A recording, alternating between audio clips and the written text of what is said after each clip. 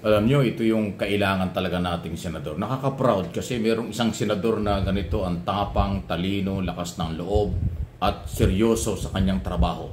Si Senador Risa Hontiveros. Pakinggan nyo yung mga sagot niya sa harap ng media kaugnay sa kanyang paninindigang dapat managot si Kibuloy at kahit na sinong iniimbestigahan ng Senado, yan daw ay kanyang gagawin. Ang galing, di ba? May pag-asa tayo rito. Legislation, kaya pinatitigil nila. At yun na nga, nabanggit na anyway, may criminal case naman na let the court decide and not the Senate. Una, hindi naman papel ng komite ng Senado desisyonan ang pagka-inosente o pagka-guilty ni Pastor Kibuloy sa mga reklamo laban sa kanya. Yan ay larangan ng korte, pero papel ng Senado at responsibilidad namin tignan kung dahil sa mga krimen na mapapatunayang nangyari o offense na napatunayang natanggap ng mga victim survivors, ay may mga gaps sa ating mga batas na kailangan naming gamutin. Iwasto kung may mali, punuin kung may gaps. At tungkol dito, kung papansinin ng aking mga kasama dito sa Senado, may at least 3 nang lumilitaw na areas for additional legislation na bibigyang daan nitong investigasyon. Sinama ko po sa opening statement ko sa nakaraang hearing at ulitin ko po ulit sa inyo ngayon. Una, sexual abuse within secretive religious organizations and issue of consent in faith-based dynamic.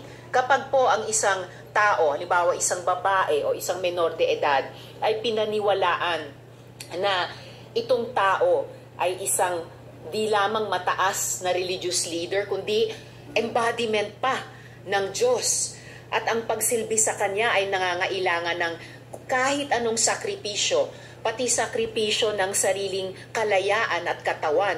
Yan ba ay tama? O yan ba ay isang aspeto na dapat i-regulate ng ating mga batas dahil posibleng nalalabag ang karapatan at kagalingan ng isang mamamayan, kabaro man o lalo na menor de edad, sa konteksto ng isang makasikretong religious organization. So anong mga amyenda sa ating batas ang kakailanganin para bantayan yung freedom of choice talaga nung tao at yung pag-exercise ng consent o di pagbigay ng consent kahit sa loob ng ganyang mga mahihigpit na religious organizations. Pangalawa, inability of our labor laws to sufficiently address voluntary labor arrangements. Paano kung walang employee-employer? Kaso ni Elias Rene, yung manggagawa o empleyado sa SMNI na hanggang ngayon hindi makategorya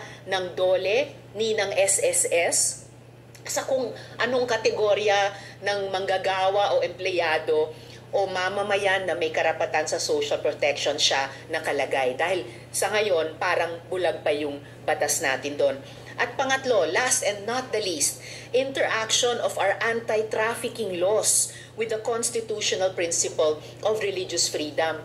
Kapag ang isang tao po, miyembro ng isang religious organization, ay lumakbay sa ibang bansa, or kahit mula sa probinsya niya, lumakbay sa ibang probinsya o syudad dito sa ating bansa, o kung pinalakbay siya, tapos pinagawa siya ng kung ano-anong mga gawain, paglilimos, pagkukunwari na siya ay taong may kapansanan, pagkukunwari na siya ay estudyante para makasolicit, para makapaglimos ng pera. Ito ba ay masasakop ng exercise of religious freedom? Magagamit ba, masasite ba yung kalayaang iyan, lalo na nung religious leader, para pagtakpan yung mga posibleng paglabag, para pagtakpan ang posibleng pagtatraffic dun sa mga taong iyon. So, ngayon pa lamang, kung mamarapatin lang pansinin ng aking mga kasama, at least 3 na at seryoso ang mga batas at posibleng gaps sa ating batas na nako-cover na sa mga lumalabas na findings namin tungkol kay Pastor Kibuloy. Yan, may follow-up question. Sa gitna ng kontrobersiyang ito, few days ago lumabas na yung pangalan ni dating Pangulong Rodrigo Duterte na supposedly he is now the administrator of the kingdom of Jesus Christ.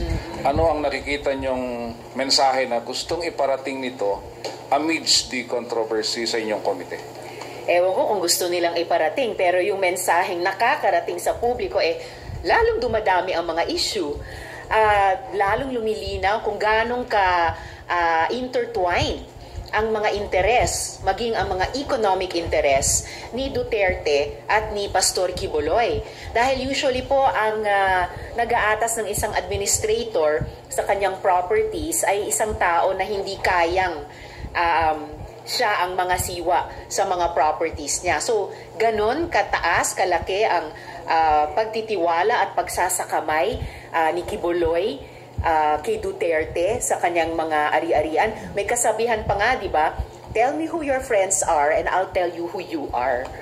Isa pa, dahil ginawa niya iyon, ipinasakamay niya kay Duterte yung kanyang pagmamayari, lalong kumakalat yung haka-haka na naghahanda siya, si Quiboloy, na tumakas dito sa Pilipinas. Kaya inuulit ko po ang aking panawagan sa Bureau of Immigration na siguruhin na sa lahat ng borders ng ating bansa, sa lahat ng mga ports of exit, ay hindi makatakas si Quiboloy. Grabe, ang tapang ng mga statement po, mga sagot. Una, yung sagot niya na kino-question ni na Aimee at saka ni Padilla yung in aid of legislation, wala daw magagawa. Yan, malinaw, sinagot niya. 3 raw ho ng mga tungkol sa labor, tungkol sa karapatan ng mga kababataan ng nakakabata, human rights violation, at isa pa, di ba? So, tsaka yung power ng religion. So, ang tindi. Ang tapang nitong si Ontiveros. At yung pangalawa, yun yung issue na ginawang administrator ng Kingdom of Jesus Christ si Duterte, yun ang assessment niya. Baka the way lang yun para makatakas. Kaya nga may pinapa-alerto ang immigration. Ayan po. Ibang klase itong opposition senador na ito. Kung nung araw ay walang tiwala ang mga tao dito dahil nasa opposition, pero ngayon siya yung nagtatrabaho. Na mas magaling pa, mas maganda pa yung nagagawa kaysa sa dun sa mga senador na kaalyado ng gobyerno or hindi opposition. Sa totoo lang. Kaya kahit dun sa mga comment section, hindi lang sa channel na ito, sa maraming social media, ang ganda ng dating ni Ontiveros kasi kanyang pinaninindigan.